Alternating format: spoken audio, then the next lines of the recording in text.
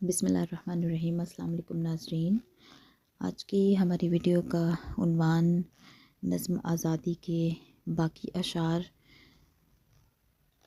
پہلی دو ویڈیو میں جو بنائی گئی ہیں ان میں 1 تا 8 اشعار کی تشریح پیش کی جا چکی ہے، اور باقی 3 اشعار کی تشریح جو ہے وہ اس ویڈیو میں آپ ملاحظہ کریں گے۔ شعر نمبر 9 ہے: غلام ابن غلام اپنی وراثت کیوں سمجھتے ہیں، ہوئی ہے جب ہمارے نام پر تعمیر آزادی۔ مفہوم ہے، جب آزادی کی تعمیر ہمارے نام پر ہوئی ہے تو یہ غلام اسے اپنی وراثت کیوں سمجھتے ہیں۔ جیسا کہ میں نے پہلے بھی آپ کو بتایا تھا کہ ہر شعر کے شروع میں آپ نے شاعر کا جو اسلوب بیاں ہے، طرز بیاں ہے، اس کی جو کلام کی خصوصیات ہے، وہ ہر حال میں آپ نے لکھنی ہے، اور آپ نے میری ہر تشریح میں یہی دیکھا ہے کہ ایک پیراگراف ہے جو کہ میں نے ہر شعر کے ابتدائیہ حصے میں لکھا ہے۔ اس شعر میں شاعر کہتے ہیں کہ اس ملک کو آزاد کرانے میں اور اس کی تعمیر میں ہمارے بڑوں کا لہو شامل ہے۔ اس کی آزادی کے حصول کے لیے بہت ساری جانیں قربان کی گئی، جنہوں نے اپنے بیٹے اور اپنے بہت سارے رشتوں کو قربان کیا ہے، تکلیفیں اٹھا کر اور مشقتیں جھیل کر بالآخر ایک آزاد ملک حاصل کیا ہے۔ لیکن آج تک ہم اس آزادی سے محروم ہیں، ہمیں آج تک وہ حقیقی آزادی جس کے ہم حقدار تھے کبھی حاصل نہیں ہوئی۔ اس کی وجہ ہمارے ملک پہ قابض غلام حکمران ہیں۔ یہ ایسے لوگ ہیں جو جدی پشتی غلام ہیں، اور انہوں نے ہمارے ملک کو بے غلامی کی زنجیروں میں جکڑ دیا ہے۔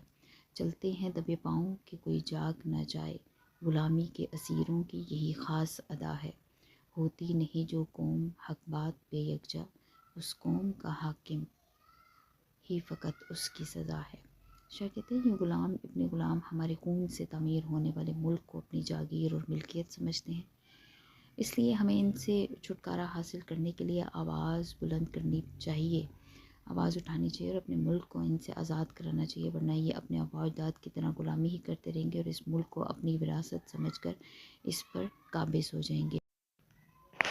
شعر نمبر 10 ہے: رہے گا دین فطرت پھیل کر اس عالم میں، نہیں ہے یہ خط تقدیر آزادی۔ مفہوم ہے اس کا، دین فطرت پوری دنیا میں پھیل کر رہے گا، کیونکہ یہ غلامی ہماری تقدیر میں نہیں ہے، ہم اس کے ذمہ دار ہیں۔ یعنی ہمارے اپنی حماقتوں، ہمارے اپنی تمام تر بے وقوفیوں کی وجہ سے اور دوسروں نے فائدہ اٹھایا، اور ہماری آزادی خود ہمارے ہی ہاتھوں جو ہے وہ سلب ہوئی ہے، ہم نے اپنی آزادی کو خود سلب کیا ہے۔ تشریح طلب شعر نظم آزادی سے لیا گیا ہے، جس کے شاعر احسان دانش ہیں۔ احسان دانش کو شاعر مزدور بھی کہا جاتا ہے۔ آپ ایک قادر کلام شاعر تھے۔ آپ نے غزل اور نظم میں اپنی نور فکر اور قدرت بیان سے اونچا مقام حاصل کیا۔ آپ کی تصانیف کو کلیات دانش بھی کہا جاتا ہے۔ اس نظم میں شاعر نے آزادی کے مفہوم، اس کے جذبے اور اس کے فوائد و ثمرات سے نہ صرف فوائد و ثمرات سے آگاہ کیا ہے، بلکہ دوران آزادی یعنی آزادی حاصل کرتے ہوئے بہت ساری تکالیف کو، جن تکالیف کو برداشت کیا گیا، ان کو بھی خوبصورت الفاظ کا پیرائے میں جو ہے وہ بیان کیا ہے۔ اس شعر میں شاعر کہتے ہیں کہ دین اسلام اللہ تعالیٰ کی عطا کردہ نعمت ہے، وہ یہ دین فطرت ہے، اور یعنی ایسا دین جو فطرت کے قوانین پر مبنی ہے، اور ہم پر تبلیغ کرنا فرض ہے۔ بطور مسلمان ہر فرد یعنی بحیثیت مسلمان ہر فرد پر فرض ہے کہ وہ اسلام کی ترویج و اشاعت کرے اور اس کی تبلیغ کرے۔ شاعر کہتے ہیں کہ ایک دن آئے گا جب یہ دین فطرت پوری دنیا میں پھیل جائے گا، دنیا کے ہر کونے میں اللہ کا پیغام پھیل جائے گا۔ آزادی انسان کا بنیادی حق ہے، اور ہماری تقدیر میں یہ غلامی نہیں ہے جس میں ہم رہ رہے ہیں۔ اللہ تعالیٰ نے مسلمانوں کو آزاد خود مختار پیدا کیا ہے، اور آزادی حاصل کرنا ہم پر فرض ہے۔ ابھی تک پاؤں سے چمٹی ہیں زنجیریں غلامی کی، دن آ جاتا ہے آزادی کا، آزادی نہیں آتی۔ شاعر کہتے ہیں کہ جیسے اسلام انسانوں کے اس حق کی قدر کرتا ہے، اسی طرح انسان کو بھی اس حق کی قدر کرنی چاہیے، اور آزادی کے حصول کے لیے، آزادی کا حصول جو ہے اسے ہر ممکن حد تک اسے آزادی کے حصول کے لیے کوشش کرنی چاہیے، کیونکہ غلامی ہماری تقدیر میں نہیں ہے۔ ہمارا مذہب ہمیں آزادی کا حکم دیتا ہے، ہمارا مذہب درس دیتا ہے کہ خود مختار رہو اور آزادی حاصل کرو۔ یہ جو غلامی ہے ہمارے اپنے ہی اعمال کا نتیجہ ہے۔ شعر نمبر 11، تڑپ کر بزم میں دانش چلے آئے ہیں پروانے، اندھیروں سے مگر پھوٹی نہیں تنویر آزادی۔ اس کا مفہوم ہے کہ آزادی کے متوالے تکلیفیں جھیل کر پاکستان آئے، یعنی انہوں نے ہجرت کی، لیکن ابھی تک غلامی کے اندھیروں سے آزادی کی کرن نہیں پھوٹی، یعنی کوئی ہلکی سی بھی روشنی جو ہے وہ نظر نہیں آتی۔ تشریح طلب شعر نظم آزادی سے لیا گیا ہے، جس کے شاعر احسان دانش ہیں۔ احسان دانش کو شاعر مزدور بھی کہا جاتا ہے۔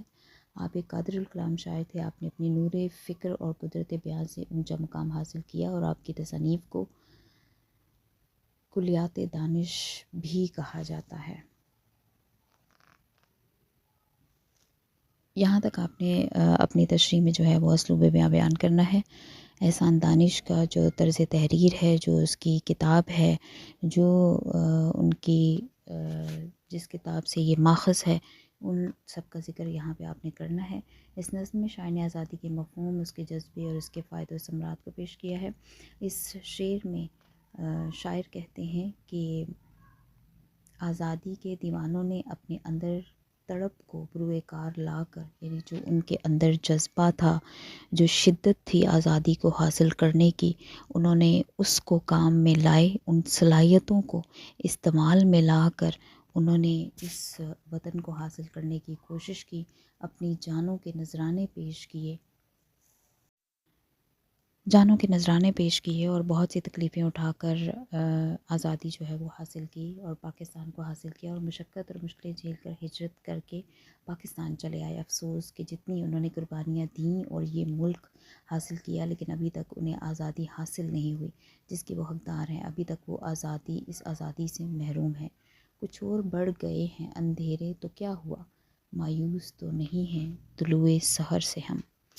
شاعر کہتے ہیں آزادی کے متوالے اور دیوانے آزادی کے لیے تڑپ رہے ہیں اور بے قرار ہیں۔ جس طرح پروانے اور پتنگے شمع کے گرد منڈلاتے رہتے ہیں اور اپنی جان قربان کر دیتے ہیں، اسی طرح یہ آزادی کے دیوانے بھی آزادی کی شمع کی خاطر اپنی جان قربان کرنے کے لیے تڑپ رہے ہیں، اور ایک دن ضرور آزادی کی کرن پھوٹے گی اور ہمارا ملک ایک دن ضرور غلامی کے اندھیروں سے آزاد ہوگا۔ ابھی تو کو سلاسل میں ہے آزادی کے دیوانے، مگر زندان کے دروازے پہ ہے تصویر آزادی۔ امید کرتی ہوں آپ کو یہ ویڈیو پسند آئی ہوگی، جو تشریح پیش کی گئی ہے وہ آپ کو پسند آئی ہوگی۔ اسے ضرور یاد کیجیے گا اور ویڈیو کو لائک کیجیے گا۔ اپنا بہت زیادہ خیال رکھیے گا۔ شکریہ۔ اللہ حافظ۔